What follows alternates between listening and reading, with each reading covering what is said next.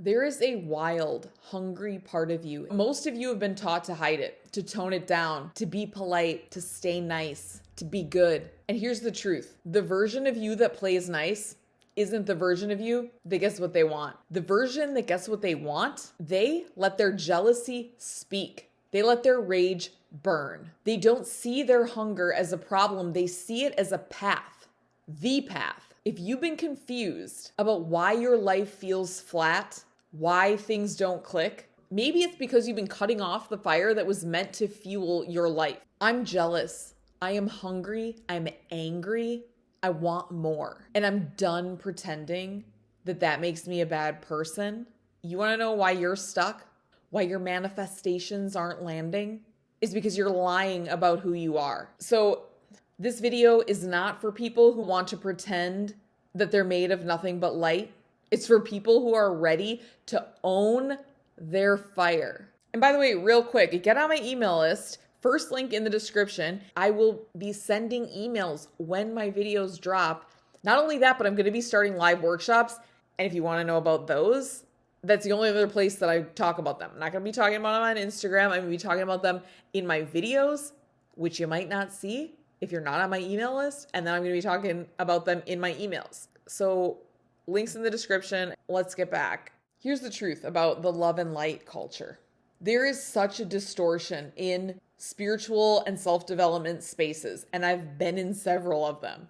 People get lost in the idea that they have to become someone who is always calm and always kind and always healed and light-filled and soft as a flower in order to be worthy, to be aligned, to be a creator.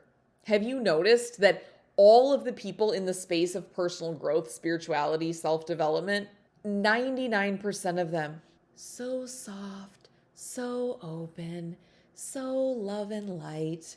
That is not real. It's not true. That's not a true reflection of them. It's not. And this creates so much inner confusion and betrayal, especially when this is what we're witnessing from other people. So then we start to question our own healing and our own journey and our own growth. Like, am I not supposed to have these negative emotions, these feelings of jealousy, these feelings of rage? Am I supposed to have transcended all of that? Meanwhile, these people that are putting on a facade are extremely jealous of other people, can be extremely petty. They are resentful. They're insecure.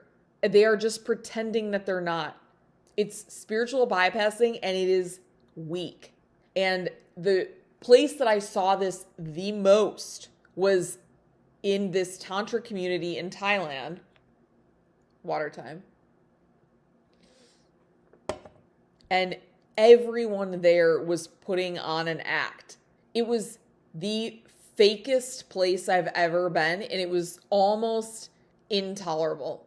And these people were all love and light and openness and connection until they didn't get what they wanted, until things didn't go their way, until their polyamorous relationship wasn't working out, until their partner in their polyamorous relationship decided to go fuck somebody else. And then all of a sudden, where was all that love and light?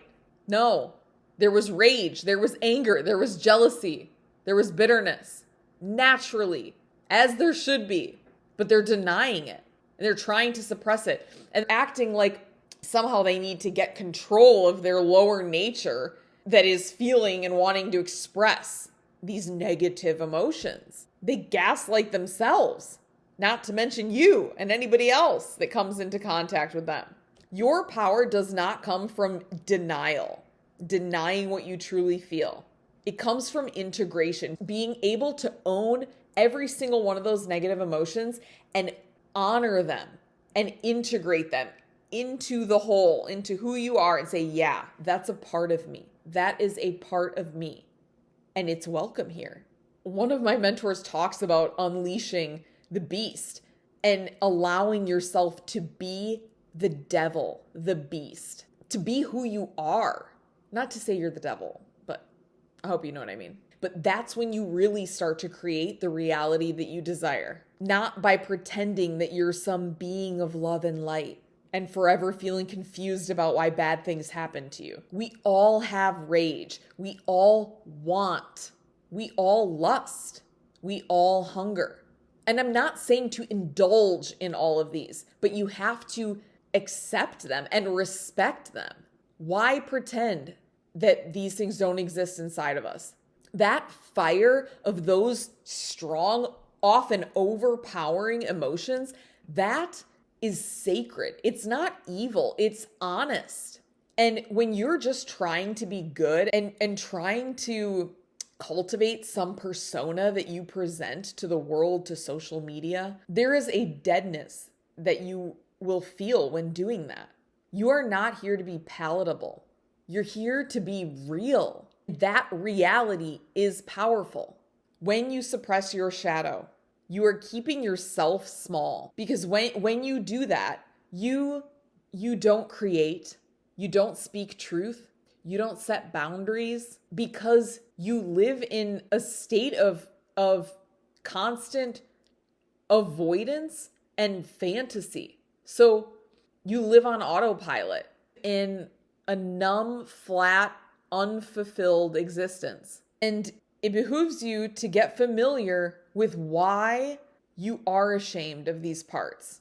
Obviously, we're all conditioned to feel shame about our negative, lower emotions, to feel shame about experiencing envy and jealousy and lust and rage. But all those emotions that someone taught you were ugly, those are beautiful. Jealousy shows you what you want. That's what it's doing.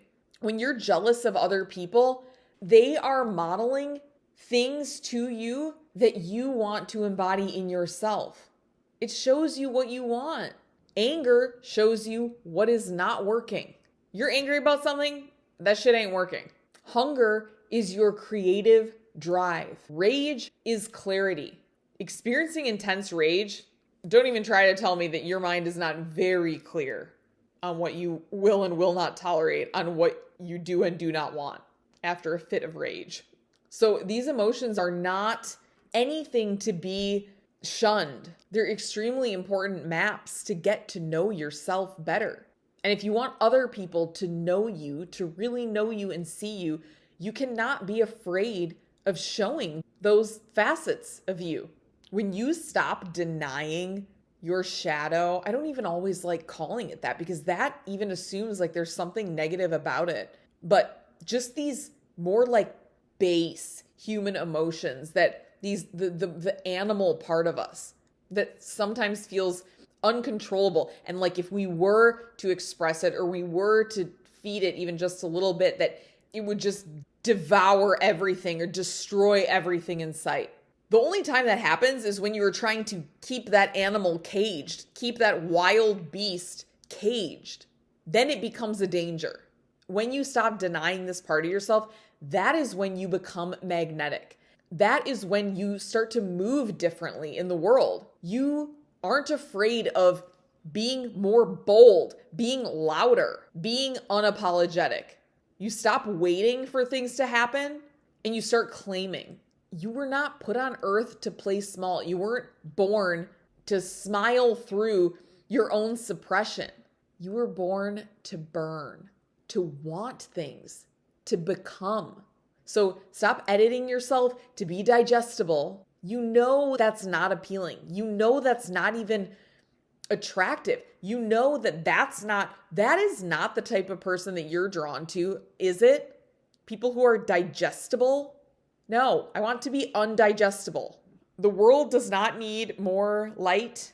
It needs truth. It doesn't need just the prim and proper and palatable parts of you. It needs all of you. So go be a wild beast. And if you want to hang out some more, watch this video. Otherwise, I'll see you guys very soon. Ciao.